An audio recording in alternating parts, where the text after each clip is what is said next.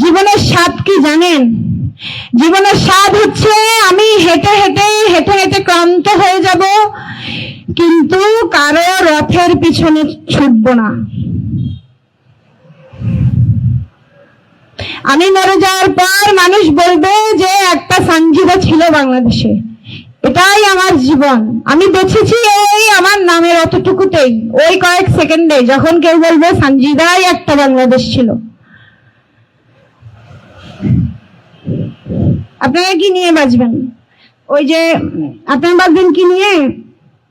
200 কোটি টাকা 4 তারিখে কেমনে জানি দুবাই চলে গেছে, এইভাবে আরেকজনের বদয়া নিয়ে। ঠিক যেভাবে হাসিনা ওর বাবার নাম দুবাই চলে গেছে দেশ থেকে। আল্লাহ আল্লাহ রহম করুন, এভাবে জিয়াউর রহমান আর ওনার বেগম জিয়ার মান সম্মান আপনারা ডুবাইয়েন না, ডুবাইয়েন না, ডুবাইয়েন না।